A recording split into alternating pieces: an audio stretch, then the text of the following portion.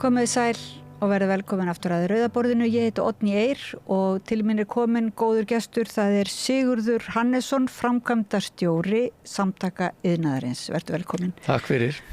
Og ég ætlaði eiginlega svona draga þig inn í debatt sem að ég var hóf hérna fyrir þættinum, eins og þú vissir, við hérna svona náttúruverndar sinna, Snæbjörn og Árna Finnsson, og við vorum dálítið að ræða þessa orkustefnu Íslands og hérna virkjana pælinguna sem þeir kölluðu nú raunverulega bara hálfgerðan áróður fyrir svona, og þessar grænu lausnir allar væru svona einhvers konar skálkaskjól fyrirtækjana fyrir því raunverulega að koma sér hjá því að minnka losun, að raunverulega minnka losun. Og þessi ábyrgð stórfyrirtækja og fyrirtækja sérstaklega í iðnaðinum þessir ábyrgð væri á einhvern nátt svona svolítið útvistað eða þannig menn gengust ekki við henni og kæmist upp með það af því að þetta væri kallaður grænn kostur Þannig að ég ætlaði nú bara að byrja á að spyrja þig svona það, hvað þér finnst þetta eru mjög svona stóra spurningar, hvað þér finnst þessa orkuskipta pælingu, er þörf á því að virkja meira til dæmis? Já, þetta bara mjög gott umræðuefni og það náttúrulega þannig að ef við horfum á loftslagsmálin að þá snýst það að draga úr losun gróðurhúsalofttegunda og þá eftir atvikum að fara í þá mótvægisaðgerðir þar sem að ekki hægt að ganga lengra í samdrættinum. Og ef við horfum á Ísland bara per se að þá getum við sagt það svona með nokkur einföldun að losun gróðurhúsalofttegunda kemur úr svona 2 áttum. Það annars vegar í gegnum iðnaðarferla sem eru þá ferlar sem voru þróaðir sumir til dæmis í annarri iðnbyltingunni bara á 19. öldinni eða byrjun 20. aldarinnar. Og það dæmi það eru framleiðsluferlar sem eru nýttir í framleiðslu á áli og öðrum málmum. Hins vegar mikil losun á Íslandi vegna bruna á jarðefnaeldsneyti, olíu. Og það náttúrulega kemur mikið í gegnum samgöngur, bílafloti, skip, flugvélar og svo framvegis. Þannig að það sem að snýra iðnaðinum þá sérstaklega eru þá þessi losun sem að kemur úr iðnaðarferlunum. Og sú losun, og þetta er auðvitað svolítið tæknilegt, en Evrópa hefur sammælst svona ákveðin kerfi til að horfa á. Þannig að það eitt kerfi sem að snýr sérstaklega að stjórnvöldum í hverju ríki sem þá ábyrgð stjórnvalda og þar til dæmis eru samgöngur, tökum bara samgöngur landi, bifreiðar og fleira því tengt. Síðan annað kerfi sem tekur sérstaklega utan stóriðuna og framleiðslu málma. Þar eru innbyggðir hvatar til þess að draga úr losun og þar hafa fyrirtækin verið að vinna hörðum höndum að því að ná árangri vegna þess að þau hafa þetta beina fjárhagslega hvata af því. Hvað eru innbyggðir hvatar, ef ég má spyrja? Já, þannig að þetta þýðir það að þau þurfa þá að kaupa kvóta eða heimildir til þess og greiða fyrir losununa. Og það ekki bara íslensk fyrirtæki sem eru að kaupa þessa heimildir heldur, það hefur nú verið gagnrýnt að það þetta samevrópskt kerfi sem sagt á þessum heimildum. Það heitir sem sagt ETS-kerfið.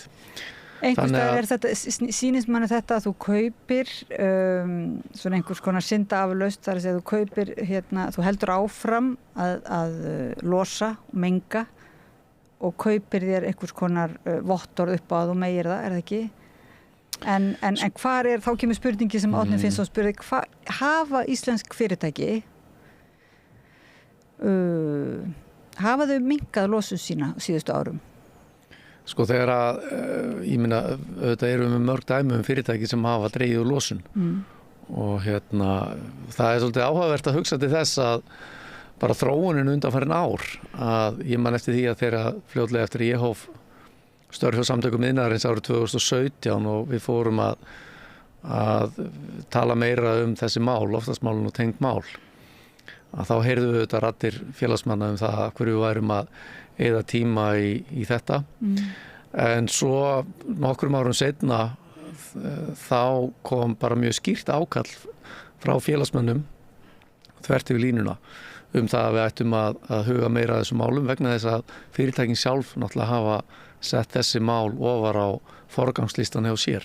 Við megum heldur ekki gleyma því að hjá Samtökum iðnaðarins eru býsna fjölbreytt fyrirtæki.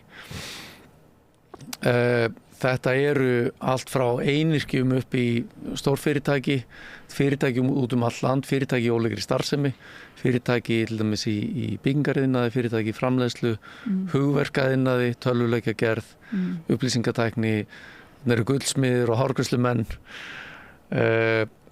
snyrtifræðingar og ljósmyndarar og svo mætti lengi telja. Þannig er alveg frá miðöldum, frá gömlu gildunum í miðöldum alveg fram á framtíðina eiginlega. Algjörlega, það gerir það. Þannig að breytin er mjög mikil og þessi mál, loftslagsmálinu þetta snúa með býsna ólíkum hætti að þessum aðilum.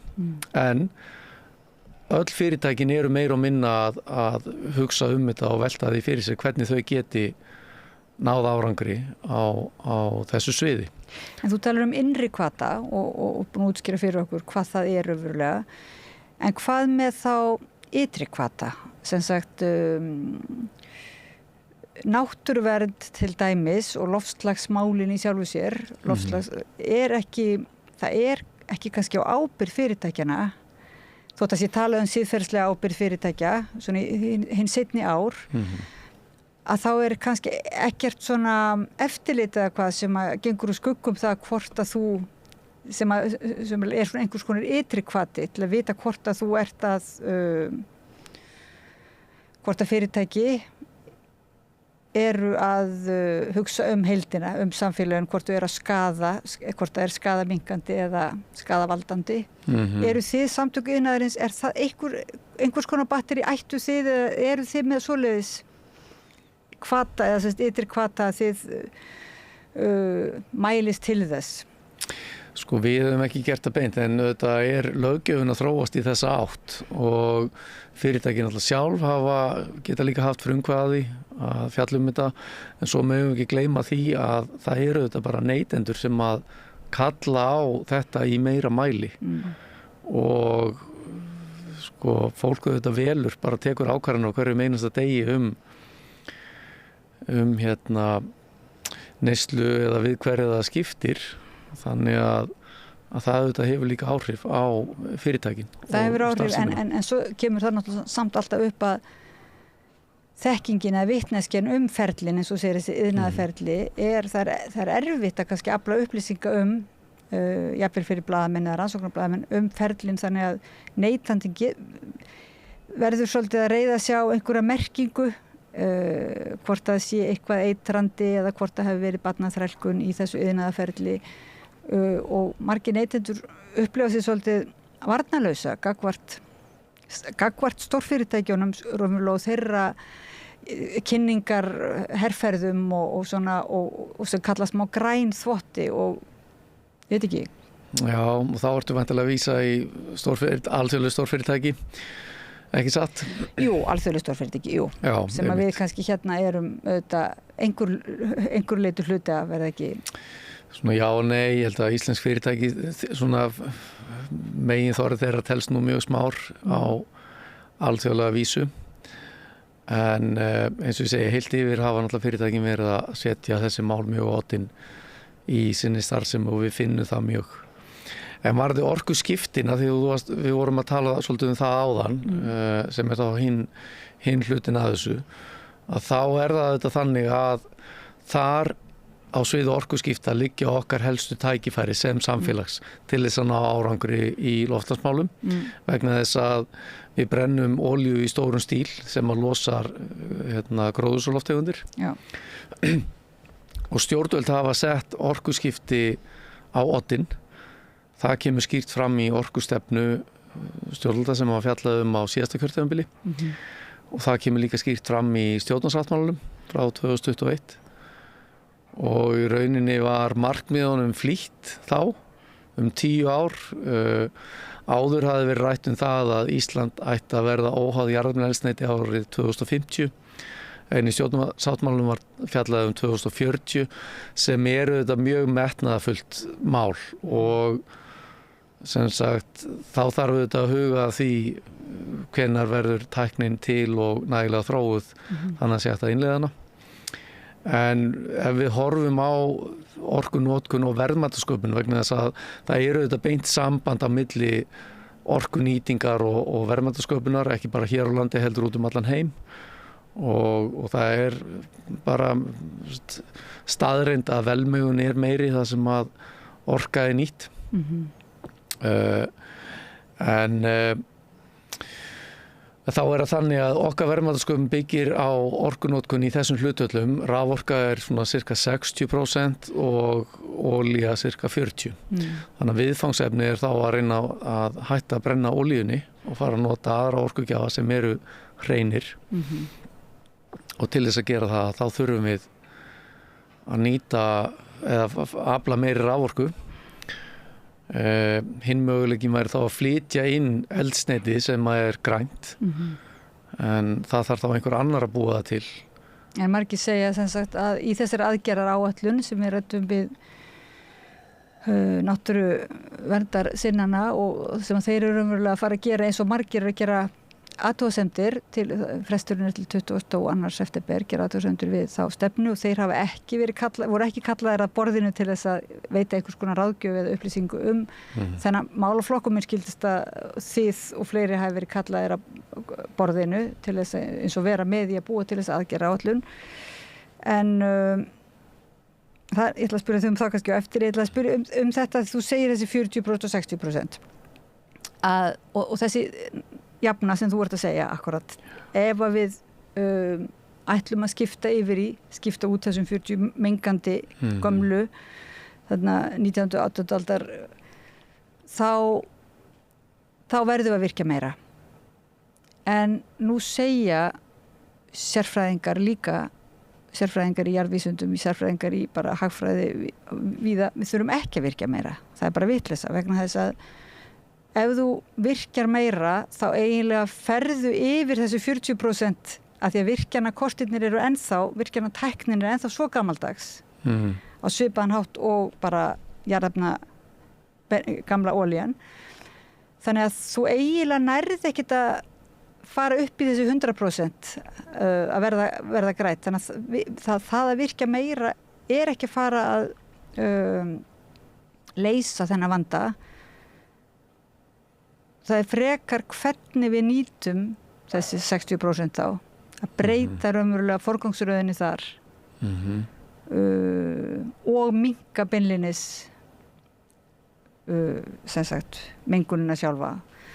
Já, sko ég held að virkjanatækni sé nú býsna þróuð en hins vegar kannski það sem þú ert að vísa í snýra að þá þeim nýorkugjöfum sem að vera framleitið með rafmagni, oft kallar rafeldsneyti, það auðvitað á sér stað einhver þróun sérstaklega hvað var skölun, ég meina tæknin þar sjálfur sér gömul en það þarf að skala hún upp þannig að hún verði hagkvæm. Já, beinlínis líka eins og segir iðnaðarferlarnir við það að búa til þessa grænu orku rafmagnið sannarlega að þeir eru í sjálfur sér sem sagt þá verið að fórna stórum landsvæðum, það verið að fórna oft miklum náttúru auðlindum við bara sjálf á framkvæmdina sko. Já, sko, það veldur alltaf því hvaða svæði verða fyrir valinu og við stjórnvöld settu upp ferli rammaáætlunar fyrir 15 árum síðan eða svo til þess að einmitt að taka á því viðfangsefni og forgangsraða þá hvaða kostir eru fýsilegir þannig að það allavega til staðar ferli í kringum það hvernig ég að velja kostina þannig að svona, það sé gott samhengi þarna milli verndar og nýtingar þannig að það alveg rétt sko hvað varðar forgangsröðun og notkun raforkunnar að þá má náttúrulega ekki gleyma því að sko, við byggjum okkar útflutning að miklu leyti eða sumu leyti á nýtingu raforku. Í rauninni byggjum við allan okkar útflutning á nýtingu orku, en að hluta til það nýting raforku og hluta til nýtingu olíu. Þannig að ef við ætlum að forgangsraða því hvernig við nýtum þá raforku sem við erum að virkja í dag, að þá erum við leið eða stjórnvöld að ákveða það hvaða atvinnugrein að verða ofan á og hver ekki. Og það hlýtur að verða mjög ærið viðfangsefni ef að út í það farið. Og getum svo sem tekið langa umræðu það af hverju þessi starf sem í lagi en ekki hinn, sko. En þú sem sagt framkvæmdastjóri Samtaka iðnaðarins, sem sagt einhvers konar hagsmunaaðili iðnfyrirtækja í landinu, ekki satt? Gætir þú samþykkt það til dæmis ef að stjórnvöldum myndu segja við ætlum að auðvelda þeim sem eru til dæmis eru nýsköpunarfyrirtækjum sem eru að hjálpa okkur að koma á nýta sólarorku, eitthvað sem reynist vera, taka þetta heildarmyndin inn í, taka alla heildin inn í myndin, reynist vera gæfulegra fyrir bæði samfélög, náttúru, loftslag og arðsemi, sem svo jafnan að komi bara. Það verður bara upprennis á tími að það sé allt í einu bara til langtíma arðbærast að vera líka grænn eða vera, já. Hvað myndir þú sagt að við slíka afskiptasemi ríkisins? Sko, það náttúrulega bara einn aðili sem að getur tekið ákvörðun það að loka fyrirtæki eða að hætta starfsemi og það eigandi fyrirtækisins. Stjórnvöld geta ekki tekið slíkar ákvarðanir. Þannig að, þú veist, ég held að út frá því þessi umræða alltaf svolítið akademísk, sko. Þannig að, þú veist. En þetta myndi vera svona einhverjir sko ytri hvatar, það ekki? Þetta myndi vera þetta hvatakerfi sem að reyna að hvetja fyrirtæki til þess að vera í farabroddi og vera með á nótunum eitthvað svoleiðis. Já, ég heldur séu það, sko, og þetta iðnaðurinn að þróast og svo annað sem mjög áhugavert þarna.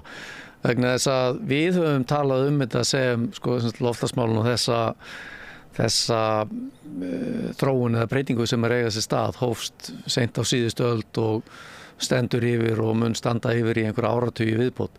Við höfum vísað í það sem græna iðnbyltingu. Það sem að má kannski segja að einhver leyti ólíkt sko, öðrum iðnbyltingum sem að hafa verið sjálfsprottnar vegna nýjunga í tækni eða vegna þróunar og nýsköpunar. Að þá voru það einhver leyti stjórnvöld sem að í ólíkum ríkjum sem að tóku ákvörðun þetta og sömdu það að grípa til aðgerða vegna loftslagsmála og stöðuna þar. Og það kallar eitt og sér á alveg gríðarlega mikla þróun og nýsköpun að finna nýja lausnir á viðfangsefnum. Og þetta að sjá út allan heim, en við erum að sjá þetta líka á Íslandi. Og sko eitt stærsta framlag okkar Íslendinga til loftslagsmálana í rauninni þarna þegar til dæmis kemur að jarðvarmanum og orku nýtingu vegna þess að með nýtingu fallvatna og með nýtingu jarðvarmans á síðustu öld þegar sú þekking var til hér á landi og við vorum í farabroddi í heiminum að þá hefur sú þekking verið flutt út og hún hefur nýst í að minnsta kosti 45 löndum í öllum heimsálfum til þess að í rauninni hjálpa öðrum að ná sínum markmiðum í loftslagsmálum. Og þetta erum við líka að sjá á fleiri sviðum. Það að verða til sko, fyrirtæki sem að ef vel gengur geta hasla sig völl, geta sko, selt sína lausnir og miðla þeim annað til þess að hjálpa öðrum að ná markmiðum í þessum málum. Fyrirtæki í föngun og förgun á kolefni til dæmis, koldíoxíði, fyrirtæki sem að framleiða rafeldsneyti, og nýta þá koldíoxíð í þá veru. Við erum að sjá fyrirtæki í þörungaræktun og svo framvegis. Þannig að það eru fjölmörg dæmi þetta og þetta finnst okkur svo spennandi að sjá hvernig sko græni iðnaðurinn að þróast, að vaxa og dafna og skapar ekki bara bein verðmæti og störf hér á landi, heldur verður líka að sjálfstæðri útflutningsvöru. Og það var í þessum anda sem að samtöku iðnaðarins ásamt samtökum atvinnulífsins, fyrirtækjum úr hinum ýmsu geirum tókum höndum saman með stjórnvöldum árið 2019 og stofnuðum Grænvang, það sem ég formaður stjórnar. Einmitt til þess að hvetja til aðgerða innanlands í loftslagsmálum, hvetja fyrirtækinni dáða, miðla þessum lausnum sem eru til, hjálpa aðilum að taka sín fyrstu skref, en ekki síður að miðla þessum lausnum erlendis til þess að auka útflutning og auka þá verðmætasköpun hér á landi, en líka til þess að hjálpa öðrum annar staðar að ná sínum markmiðum. Já, sko, þar getum við nú aldeilis verið sammála að þarna þvílíkur auður, auðlindir landsins og þekking mikil í landi og nýsköpun og maður bara skilur ekki akkur ekki allt kappsett á að þróa þessar lausnir. En kannski kemur þá líka þetta með eignarhaldið og eftirlitið og líka bara valdið hver ræður, sko. Ef að þetta þekking sem byggst upp í landinu og ef að þetta eru auðlindir landsins, hverjir eru það þá sem að hafa umboð til þess að selja þessa þekkingu, skilur, til útlanda og þetta ekki svona stóra spurningar sem kannski, ég veit ekki, hvorki Grænvangur né ykkar samtök öll geta svarað? Þetta ekki spurningar sem að ríkisvaldi verður eiginlega Nei, þetta nú sjálfur sér einfalt, ég minna þetta megnu til þetta fyrirtæki sem að, og þá fjárfestar sem að hafa komið að, náttúrulega yfirleitt frumkvöðlar til að byrja með og svo fleiri aðilar sem að hafa þá þróað einhverju lausnir sem að fara þá og reyna að hasla sig völl, hvort sem það hér á landi eða erlendis og reyni taka sínar ákvarðanir, en það sem náttúrulega ríkisvaldi getur gert að hvetja til innleiðingar á slíkum lausnum, hvetja til fjárfestinga í slíkum lausnum og að aðstoða við útflutning og það auðvitað það sem við erum að sjá allstaðar í heiminum, að bæði vestanhafs og austan, hvernig ríki eru að hvetja til fjárfestinga í grænum lausnum, í grænni tækni, í nýsköpun og þróun einmitt til þess að flýta fyrir því að við náum árangri í loftslagsmálum. Þannig að þetta eru jákvæðir hvatar. Síðan þekkjum við náttúrulega dæmi neikvæða hvata sem eru skattlagning eða eins og ég nefndi áðan kvótarnir sem maður þarf að kaupa og svo framvegis. Þannig að það þarf að vera svona ákveðið sambland. En ef það væri skattlagning ef að ríki myndi vera mjög svona upplýst og væri með svona fagráð sem að myndi skattleggja þá þann iðnað sem væri ekki í þessa grænu átt, væri þú þá raunverulega átómatist að móti því bara af því það væri sem sagt neikvæður hvati eða svoleiðis, það væri afskiptasemi við hinn frjálsa iðnað? Nei, við höfum í sjálfu sér ekki verið neikvæð í garð þess, en við höfum hins vegar bent á að það geti mist marks að leggja á skatta, til dæmis kolefnisgjöld í starfsemi það sem að ekki til lausnir ennþá. Það sem ekki hægt að fjárfesta eða fara í aðgerðir til þess að draga úr losun. En vonandi verða slíka lausnir til einhvern tímann, hvort sem að það verða til hér á landi eða annar staðar. En við erum svona, kannski, það er svona það eina sem við höfum bent á að þetta þarf svona að fara saman. En finnst þér vera nóg yfirsýn hérna á landi þetta er lítið land, það er eins og segir, þetta er ekki einhver risastór fyrirtæki, það ætti að vera hægt að vera með bara vottanir og raunverulega yfirsýn yfir þessa verkferla, iðnaðarferla, það ætti að vera hægt að vita hvar þekkinguna þarf að þróa, hvar það er í rétta átt og svona. Finnst þér vera einhvers konar svoleiðis yfirsýn, er einhver með svoleiðis yfirsýn fyrir þér? Ég held að yfirsýnin sé til staðar, en til þess að ná árangri og núna erum við komin á þann stað, þú veist, að við þurfum að fara í aðgerðir það sem það er hægt og hvetja til þeirra. Ef við horfum í kringum okkur til nágrannalanda, hvað er það þá sem að hefur virkað best?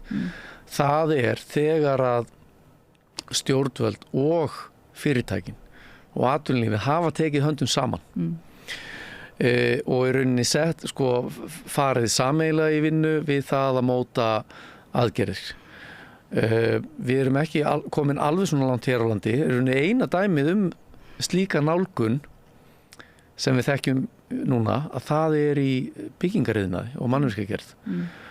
Og sá iðnaður hefur verið í farabróti, hvað það varðar að setja upp svona vegvísi og fara í aðgerðir sem var kynntur fyrir 2-3 árum síðan. Það sem að stjórnvöld og atvinnulíf bara tóku höndum saman, kölluðu til þá sem að þurfti að fá að borðinu við það að móta áætlun. Og þetta þurfum við að sjá á fleiri sviðum, því að eitt er að ég meina atvinnulífið hefur sannarlega unnið heimavinnu sína þarna og gáð út loftslagsvegvís atvinnulífsins á síðasta ári í 11 greinum. Stjórnvöld gáð út sína aðgerðaráætlun, en það sem vantar er að það vantar meira upp á samtalið, að það verði sameiginleg sýn fyrir greinar.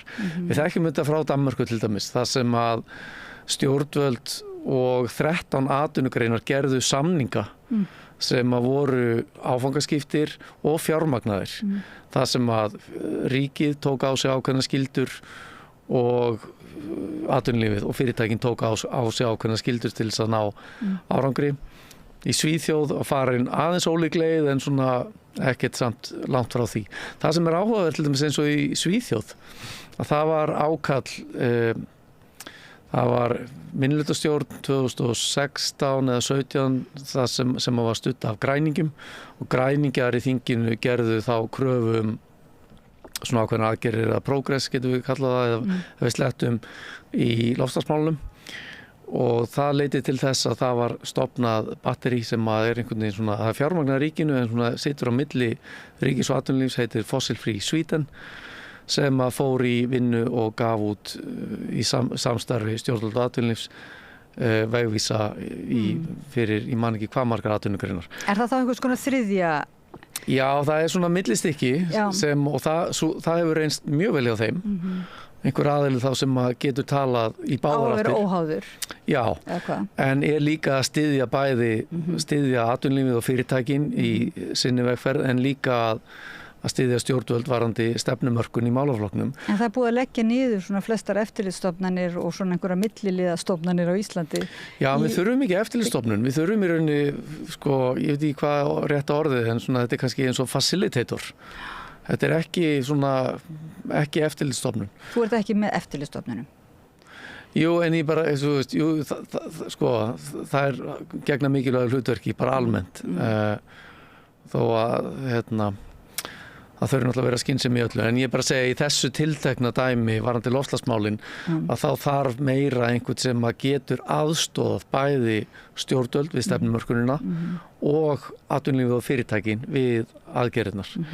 Og þetta gaf góða raun í Svíþjóð og við fórum í heimsókn þarna fyrir 2 árum líklega og hittum forsvarsmenn þessa vettvangs, og þar er stór hluti atvinnugreina er á undanáætlun í sínum aðgerðum. Og þetta er mjög hvetjandi og ég held að þetta sé hægt líka hér á landi. En hvað finnst þér það aðgerðaráætlun stjórnvalda núna? Ertu búin að kynna þér hann eitthvað? Hún er ekkit svona mjög skýr, virðist vera, ég bara aðeins gluggaði en að það er svona ekkit mjög skýr markmið og virðist sem við séum stoltið á eftir með hinnum Norðurlöndunum í skýri markmiðsetningu og svona vera lausnamiðuð. Ég held að aðgerðaráætlun stjórnvalda er svona í sjálfu sér er það bara gott plagg, eins langt og það nær. En kannski það sem ég var að reyna að lýsa er að stjórnvöld og atvinnulíf þurfa svo annaðhvort með einhverjum millilið eða beint að setjast niður og sammælast eitthvað plan. Að því að í dag þetta svolítið þannig að atvinnulífið hefur lýst í hvað svona þeirra sýna og við höfum lýst okkar sýna á viðfangsefnið, ríkið hefur lýst þeirra sýna á viðfangsefnið, en svo þarf einhvern veginn að bara setjast niður og ákveða hvernig eigi að gera þetta í sameiningu. Annars gerist náttúrulega ekki. Er það grænvangur? Myndirðu segja svona á Íslandi, er það grænvangur einhvers konar drög að slíkum vettvangi eða? Sko, í rauninni hefur enginn það hlutverk í dag. Ég held að grænvangur gæti nýst mjög vel í þetta, en það er auðvitað stjórnvald að svolítið að ákveða það hvernig þetta er. En ég held að í öllu falli að þá á þetta ekki heima inn í einhver ráðuneyti. Nei. En ef að þið samtök atvinnulífsins, samtöku iðnaðarins, ef að þið eru þið alltaf sammála? Allir eru þið alltaf sammála hvaða lausnin ber að fara, hvaða leiðir ber að fara? Sko, nei, ég meina svona já og nei, ég meina við þetta tölum málið iðnaðarins og samtök atvinnulífsins tala máli, eru með svona kannski aðeins öðruvísi baklandin við, en svona heilt yfir auðvitað göngum við í takt. Við erum samstíga og algjörlega sammála stóru myndina þarna. Þannig að það er umverulega samt, sko, þú hugsaður þetta sem einhvers konar sér fyrir þér í þessu módeli að samtök iðnaðarins og atvinnulífs og fleiri hvað heitir þetta, Já, bara samtök fyrirtæki í atvinnulífinu, já. Að ólíkra greina. Komið þá saman og umverulega borið saman bækur sínar til þess og með stjórnvöldum til samræðu. Hvað eru stjórnvöld automatist hagsmunaaðilar almennings? Er það í þessari mynd eða mættu ekki til dæmis náttúruverndarsinnar eða einhverjir sem ég veit ekki, huga að því hvort tiltekin iðnaður uppbygging eins og Seyðisfirði og að koma einhver verksmiðju, íbúarnir eru á mótfallinu því, þú veist, hvar er sú samræða, myndirðu segja? Já, akkurat.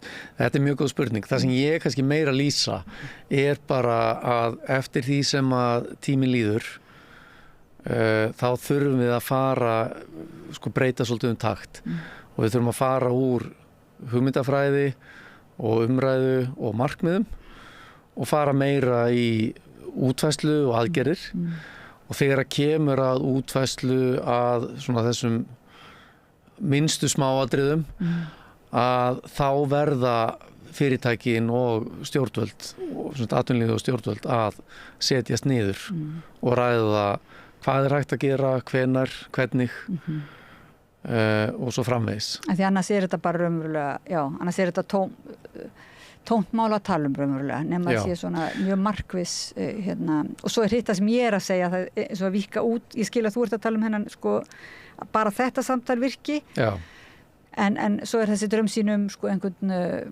annars konar vettvang þar sem að eru þá ennþá fleiri aðilar að borðinu Já, svo erum við þetta með eins og loftslagsráð sem er gegnir ákveðnu hlutverki þarna við stefnumörkun og svona eftirfylgni ég meina aðgerðaráætlun stjórnvalda er núna í samráði og ég gerir ráð fyrir því að margir munu senda inn umsögn það mál og vonandi bara sem flestir hafa skoðun á því.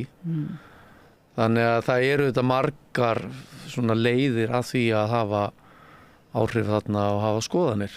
Jú, en við vitum líka að það er eitthvað samt svona, það er eitthvað í þessu málflokki að þetta er svo gríðarlega stórt og allt í einu byrjaði þetta að vera ekki bara einhver áhugasvið, einhver náttúruverndarsinna eða heldur er þetta bara svo miklu stærra mál að það aðeins virðist eins og okkur vanti einhver, eins og þú segir verkferlana, okkur vanti svona aðeins að skýra einhverja verkferla, þú veist. Já, og það vantar svona að finna þessu samtali einhvern farveg.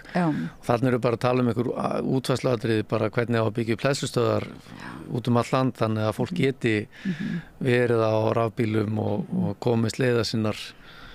Það er náttúrulega skiptir máli til dæmis fyrir ferðarþjónustuna og að bílaleigurnar geti skipt sínum bílaflott út fyrir rafbíla, ferðamenn leigja rafbíluna og svona til að komast leiða sinnar. Þetta er bara svona eitt konkrétt dæmi sem er svona púslið þessari stóru mynd allir saman og þetta tekur þetta á sig marga myndir, þetta þetta fjölmörg verkefni ef allt talið sko. Jú, og svo líka allt þetta þegar búið ákveða að byggja einhverja hleðslustofu og farið yfir í tæknilega atriði, þá náttúrulega stundum finnst manni eins og hefur verið stokki yfir spurningunum, það æskilegt sko, og þá sé einhver raunverulegur annar valkostur við höndina, þannig að það hægt svona ræða það bara, eins og þetta með virkjanirnar, þú veist, maður svona, fólk veit ekki alveg hvað á að segja þegar það er líka við eins og hræðsluáróður, ef það er ekki virkjað núna alveg mjög mikið, þá verðum við bara þá bara getum við ekki lengur farið í heitt bað og þá erum við bara þannig að mér finnst svolítið vant upp á þessa umræðu sko, En það sem áhugavert varandi þetta, ef við tökum það bara svona per se, sko að sko það er allir sko sammála stærðargráðuna og sko ég hef ekki heyrt mótmæli við því að við eigum að fara í orkuskipti. Nei. Svona bara per se sem markmið og þannig séð ég hef ekki heyrt mótmæli heldur við því að við þurfum að hefjast handa, en okkur getur greint á það hvað átt að gerast hratt, hvað átt að gerast mikið, er hægt að gera þetta einhvern veginn öðruvísi, mun tæknin þróast og auðvelda okkur lífið. Þannig að þessar spurningar alltaf komu upp og ég skil það mjög vel, en ég held að svona kannski grunnatriðið þarna er að við þurfum einhvern veginn að hefjast handa og við megum ekki gleyma því að ferli sko framkvæmda er mjög langt. Ef við tökum til dæmis þá vatnsaflsvirkjun sem er næst okkur í tíma, sem er Hvammsvirkjun, að sú virkjun er búin að vera á teikniborðinu í 25 ár og það sér ekki alveg, við sjáum ekki alveg til lands hvenær framkvæmdir við hana geta hafist, hvort sem að það verður þessu ári eða næsta eða hvað það nú verður, og orkan kemur þá inn á kerfið eftir kannski 4-5 ár. Þannig að tímarammin í þessu er svo langur, þetta er ekki bara eins og að fara út í búð og kaupa lítir af mjólk eða ísu í Nei, og þess að skilur maður alveg vel að allir þessi verkfræðingur og allir þessi búin að vinna að þessu og einhver gamall maður sem dó eftir að hafa, og bara þetta leiðilegt að þetta öll þessi vinna fari í súginn bara og veri blásið út af borðinu, þessi virkjun, en tímaramminu, tímaskalinn í hináttina er náttúrulega líka mjög stór, af því þetta er yfirleitt svona nokkuð óafturkræfar aðgerðir, þannig að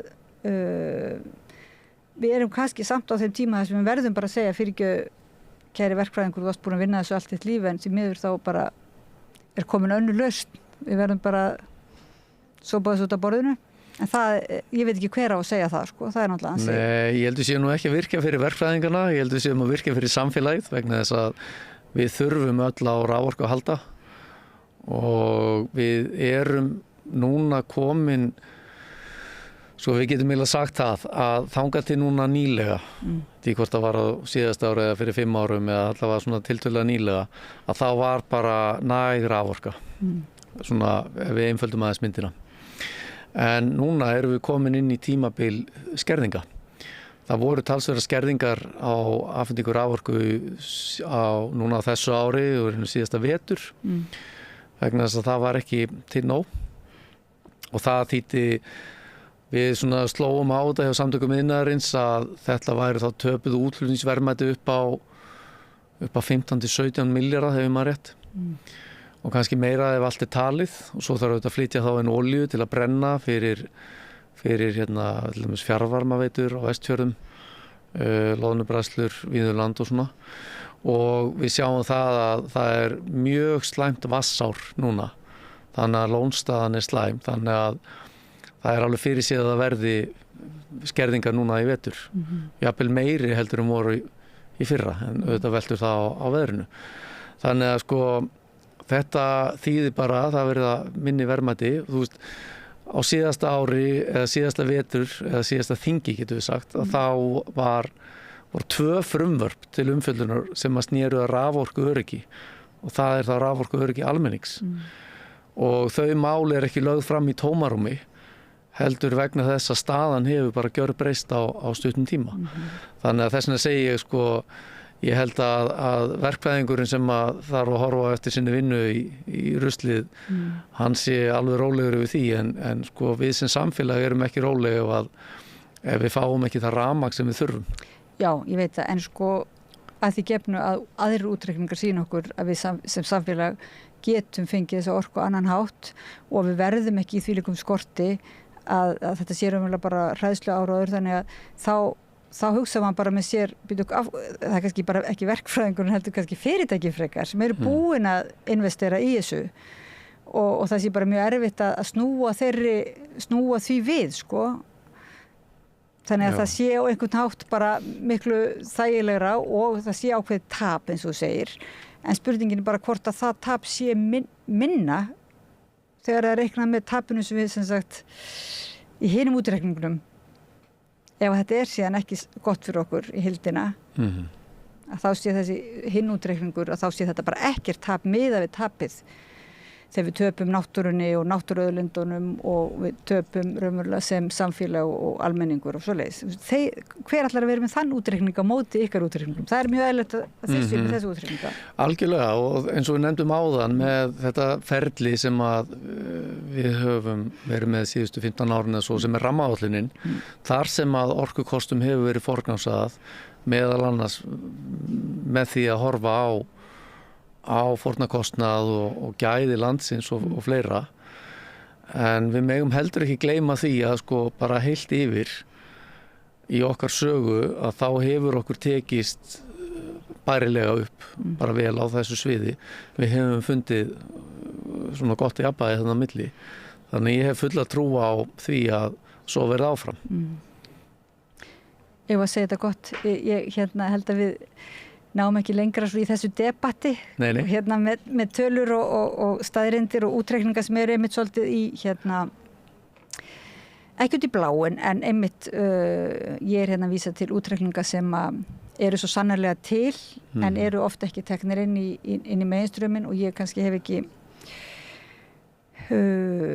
get ekki rökstutt mál mitt betur og þú ert svo sannarlega mjög sannfærandi þegar þú ert að tala þínu máli og ég vona bara að þetta sé rétt að við séum bara og við getum nýtt öllum til góða þessa þekkingu okkar og að hvað er að samtök iðnaðarins og þú ert framkvæmdastjóri samtaka iðnaðarins Sigurður Hannesson og forstjóri Grænvangs stjórnarformaður Grænvangs, já. Þannig að það er nú bara svolítið hvílir nú bara svolítið á þínum herðum svona. Já, það er rétt. Að vera ábyrgur og vakandi fyrir, öllum. Það er alveg rétt og ég brenn fyrir þessum málum og hef viljað lyfta þeim mjög upp í okkar starfi og gert það þetta í gegnum þann kraft sem er í iðnaðinum og þann áhuga, vilja og metnað til þess að ná árangri á þessu sviði. Flott. Kæra þakkir fyrir komuna til okkar að Rauðaborðinu og takk sem leiðis. Ykkur hlustendum þakka ég kærlega fyrir að fylgja okkur eftir í þessu svona langa debatti sem er samt því nú ekki lokið og þetta verða líka lok akkurat veitu hvað er ég komin?